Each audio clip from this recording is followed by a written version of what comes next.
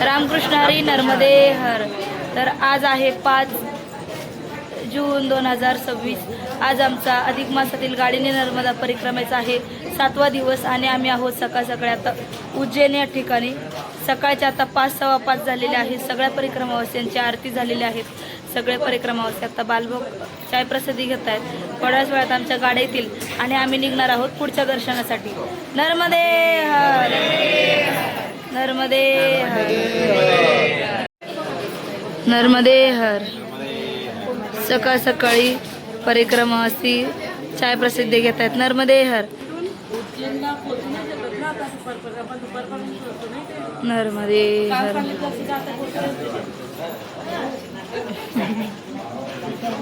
नर्मदे हर नर्मदे हर नर्मदे हर।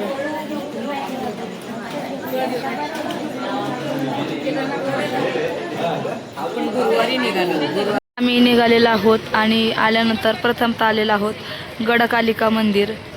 तर प्रथमतः आम्ही ते दर्शनासाठी जाणार आहोत। आपले सगळे नर्मदा परिक्रमावासी आलेले आहेत। प्रत्येक परिक्रमावाल्यांना गाडी करून दिलेली आहे जेणेकरून एक एक करून आज जात आहेत। नर्मदे हर। चलो अंदर जाएंगे अभी। काली मातेचं दर्शन घेऊन आम्ही आलेलो आहोत आता स्थिर मन गणेश मंदिर या ठिकाणी। तर प्रथमतः आम्ही आज जातोय नर्मदे हर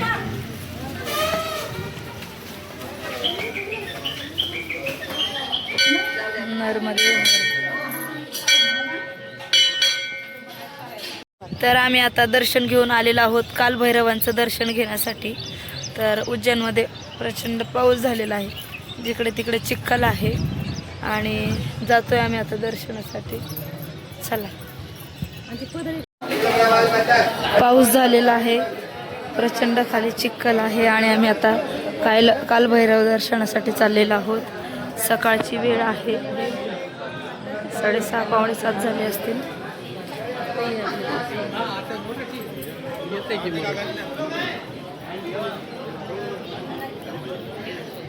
काल भैरवनाथ मंदिरमध्ये आम्ही आता दर्शनासाठी लागलेलो आहोत। सकाळची वेळ आहे तर थोडी जास्त गर्दी आहे।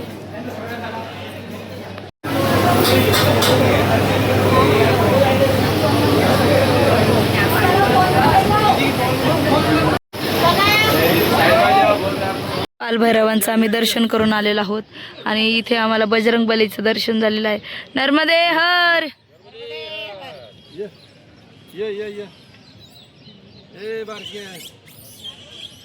आम्ही आता अन्नपूर्णा माता मंदिरामध्ये आलेलो आहोत। कालभैरवांचं दर्शन केलेलं आहे आणि पाठीमागे ज्या गाड्या आहेत त्या गाड्या आम्ही सगळ्या परिक्रमावासियांसाठी केलेल्या आहेत। 10-10 लोकांचा ग्रुप करून आम्ही आता प्रत्येक दर्शनाच्या ठिकाणी जातोय। आम्ही आता मंगळाच्या मंदिरामध्ये आलेलो आहोत। मंगलनाथ मंदिर म्हणून ओळखलं जातं। तर उतरलेलो आहोत आणि आज क्लायमेट एवढं सुंदर आहे की ऊन पण नाही आहे आणि पाऊस येतोय बघा वरून, छान वाटतंय खूप। तर आम्ही मंगलनाथ महाराजांच्या इथे आलेलो आहोत। तर मी लांबूनच दर्शन घेत आहे। नर्मदे हर। आम्ही सगळेजण आता संदीपानी ऋषींच्या आश्रमामध्ये आलेलो आहोत। सगळे एक एक करून आता आश्रमामध्ये जातील। आश्रम खूप मोठा आहे। बाकीचे जे आमचे परिक्रमावासी आहेत त्यांचं दर्शन झालेलं आहे आणि ते बाहेर पडत आहेत दर्शन करून।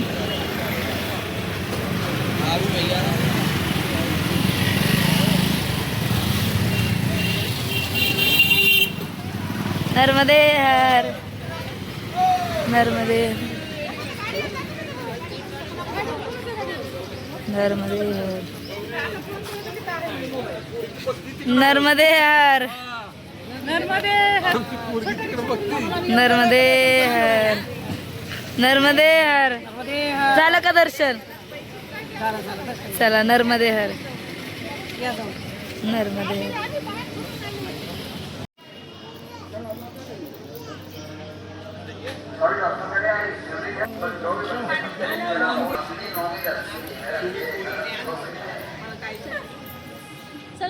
नर्मदे हर नर्मदे हर। याच ठिकाणी ज्या 64 कला आहे ते पोहण्याचं जे काम आहे स्विमिंग पूल या ठिकाणी शिकवलेलं आहे। नर्मदे हर.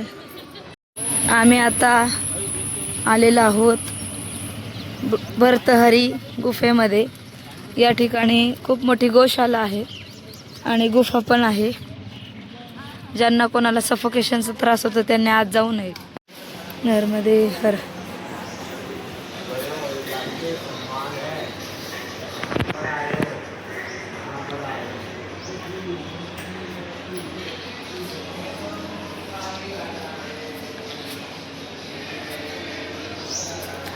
नर्मदे हर.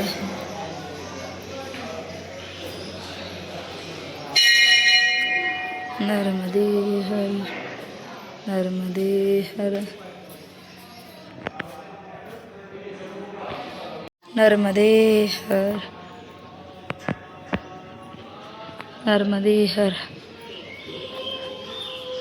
तर इथे आहे गुफा नंबर 1. मला सफोकेशनचा त्रास होता त्याच्यामुळे मी आत नाही जाऊ शकत. नर्मदे हर.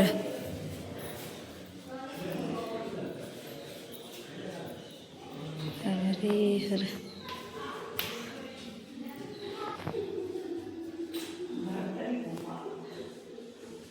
नर्मदे हर.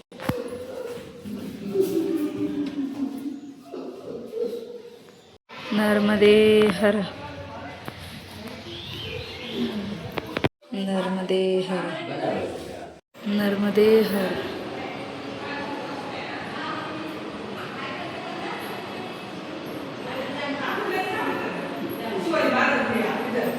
नर्मदे हर. नर्मदे हर. नर्मदे हर. गुफेचं दर्शन घेऊन आम्ही निघालेलो आहोत आता पुढच्या मार्गाकडे आणि आपली परिक्रमावासी हळूहळू एक एक करून येतात. नर्मदे हर. नर्मदे हर. चला. जय देव जय देव जय शिवशंकरा ओ स्वामी शंकरा. आरती ओ वाळू भावाती ओ वाळू पुष्पा गौरा. जय देव जय देव. ओम तुळिका तुरळ तुरळ तुरळ रमती सुरवंती. ओम जय जगदानंदी देवी सकल भुवनकर आपरिराजित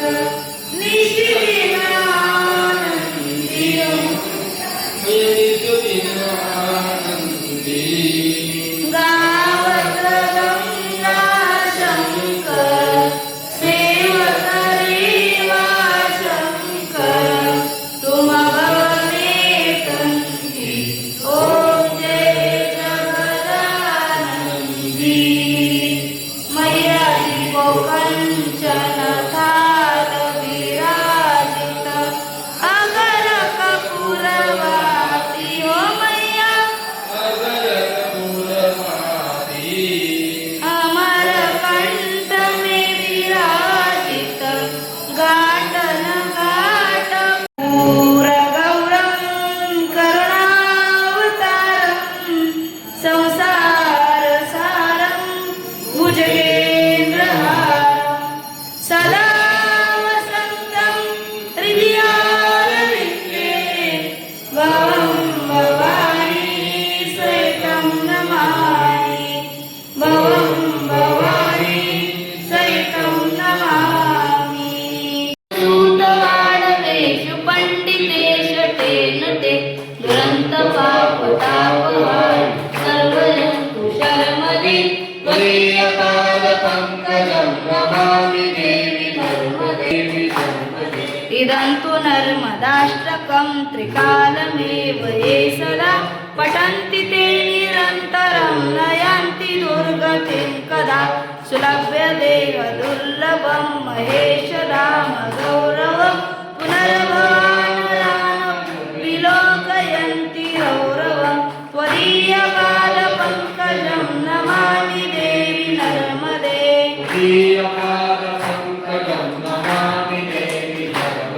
त्वदीयपादपङ्कजं नमामि देवि नर्मदे.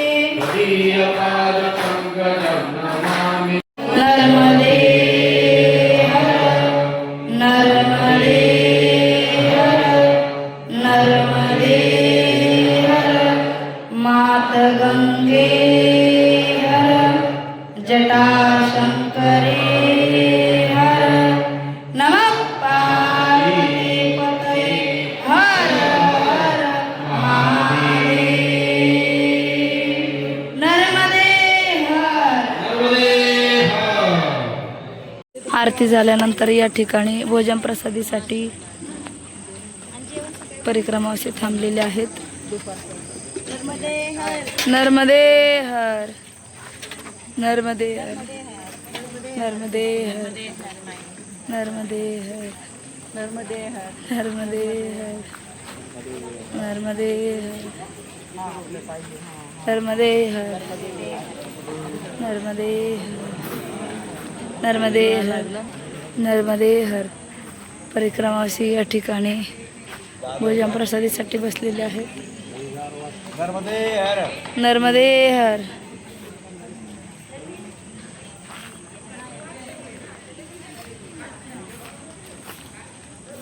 तर आमची आता भोजन प्रसादी झालेली आहे आणि भोजन प्रसादी झाल्यानंतर सगळे परिक्रमावासी जे आहेत आपापल्या स्थानावरती गेलेले आहेत आणि आम्ही आता नेमावर या ठिकाणी आहोत. आता असं झालं की पावसाचे दिवस आहेत आणि या ठिकाणी काल पाऊस इतका पडला की लाईटीचे खांब पडलेले आहेत. गरमी प्रचंड होते, लाईटही सारखी जाते आणि आपले जे परिक्रमावासी मैया आहेत 2 दिवसाचे कपडे आहेत ती धुवायचे आहेत. कपडे मात्र धुवावीच लागणार आहे. कोणी येत नाही, किती दमला कितीतरी थकलं तरी स्वतःची कामंही स्वतःच करावी लागतात.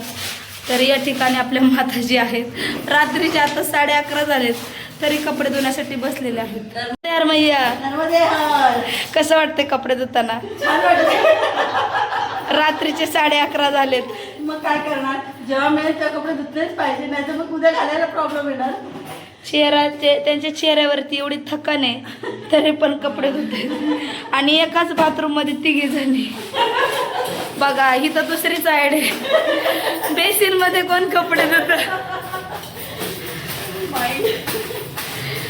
नवीन नवीन आयडिया जरा. नर्मदे हर.